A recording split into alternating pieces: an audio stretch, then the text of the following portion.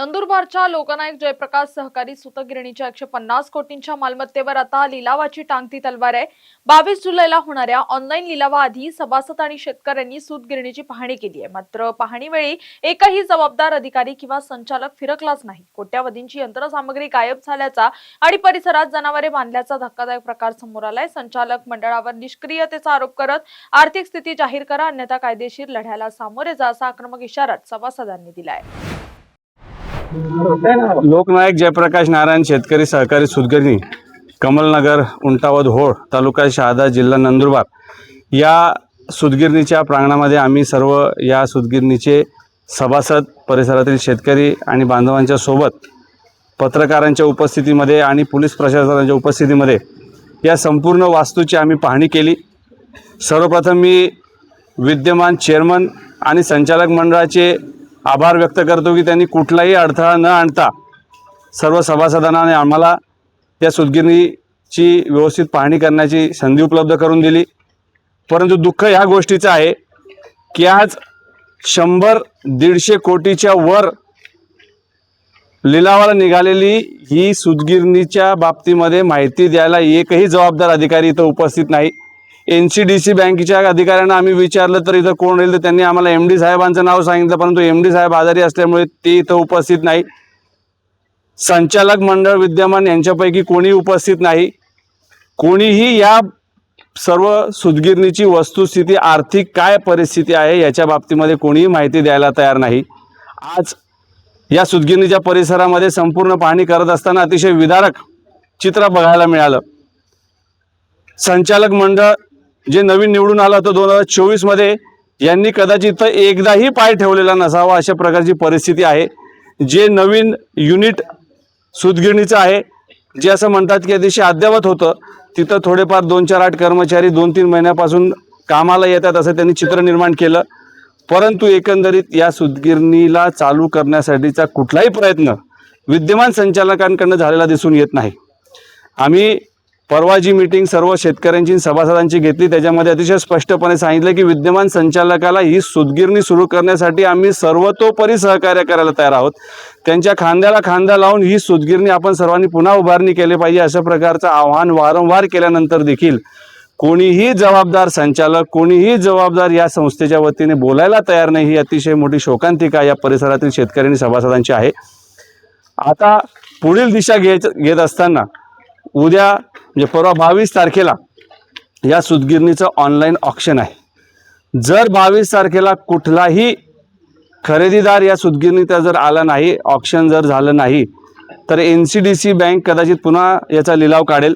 आम्ही NCDC बँकेसोबत पुन्हा चर्चा करायला जाणार आहोत, परंतु 22 तारखेचा निर्णय जोपर्यंत होत नाही, जोपर्यंत आपल्याला कळत नाही की ही सूतगिरणी कोणी घेतलेली आहे, तोपर्यंत आपण पुढचा निर्णय घेऊ शकत नाही। परंतु या शेतकरी सूतगिरणीमध्ये ज्या सभासदांचे अधिकार आहेत, ज्या शेतकऱ्यांचे पेमेंट्स बाकी आहेत, ज्या कर्मचाऱ्यांचं जुनं पगार असतील, त्यांचं प्रोव्हिडंट फंड असतील, या सगळ्या गोष्टीचे देणे आहेत। अनेक लोकांनी ही सूतगिरणी चालू राहण्यासाठी पैसे दिलेले आहेत। ही वस्तुस्थिती नक्की काय आहे, नक्की घेणं आणि देणं या सूतगिरणीवर कोणाचं आहे हे काहीच कळायला मार्ग नाही, कोणी सांगायला बोलायला तयार नाही, अशी विचित्र परिस्थिती तयार झालेली आहे। म्हणून 22 तारखेच्या नंतर कुठल्या पद्धतीने मग कायदेशीर लढाई लढण्यासाठी आम्ही सभासदांच्या वतीने शेतकऱ्यांच्या वतीने कोर्टामध्ये पिटिशन दाखल करणार आहोत। आम्ही या देशाचे सहकार मंत्री ज्यांच्या अखत्यारीत NCDC बँक करते मान्य या देशाचे गृहमंत्री अमित भाई शाह यांना देखील आम्ही पत्रव्यवहार करणार आहोत। राज्याचे सहकार मंत्री असतील, मुख्यमंत्री असतील यांना देखील आम्ही संपर्क साधणार आहोत। कारण ही संस्था जर विकली जाणार असेल आणि कोणीच बोलणार नसेल तर याच्यामध्ये सर्वजण दोषी राहतील।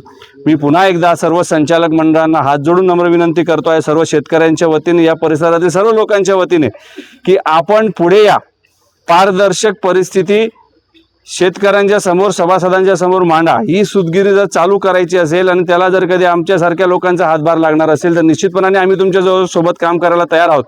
परंतु जबाबदारीपासून जर पळ काढला आणि ही सूतगिरणी जर कधी गेली तर भविष्यामध्ये जे घेणं लोकांचं या सूतगिरणीकडे आहे ते तुमच्याकडे मागतील, कोर्टात जातील, तुम्हाला जबाबदार ठरवलं जाईल। ही जबाबदारी तुम्ही लक्षात घ्या आणि सूतगिरणी चालू करण्यासाठी आपण सर्वजण प्रयत्न करूया, हे आम्ही पुन्हा एकदा आवाहन करतोय। NCDC बँकेला आम्ही अतिशय स्पष्ट शब्दामध्ये आमची नाराजी व्यक्त करणार आहोत। किंबहुना जर गरज पडली तर NCDCच्या अधिकाऱ्यांवर देखील गुन्हे दाखल करावे लागतील, कारण की त्यांची जबाबदारी होती. 150 कोटी रुपयाची वास्तू विक्रीला निघाली हे बघण्यासाठी तुम्ही आजची तारीख दिली आणि एकही जबाबदार अधिकारी जर कधी इथं उपस्थित राहायला तयार नसेल तर ही अतिशय क्रूर चेष्टा शेतकऱ्यांची आणि सभासदांची होते आहे. त्यामुळे यांच्या बाबतीमध्ये NCDCच्या बाबतीमध्ये देखील आम्ही कोर्टामध्ये पिटिशन टाकणार आहोत, पोलीस स्टेशनमध्ये त्यांची तक्रार करणार आहोत. त्यांची जबाबदारी होती आज इथं येऊन शेतकऱ्यांच्या प्रश्नांचे उत्तर देण्याची. ही सर्व परिस्थिती आज आपण बघितलेली आहे. या संपूर्ण पाहणी दौऱ्यामध्ये एक गोष्ट अतिशय प्रकर्षाने जाणवली की एवढी मोठी वास्तू, याच्यामध्ये जुने जाणकार देखील अनेक लोक इथं आहेत. सूतगिरणीच्या जेव्हा चांगल्या काळामध्ये ज्या गोष्टी सुरू होत्या, मग जिनिंग असेल त्या सर्व मशिनरी विकल्या गेलेल्या आहेत.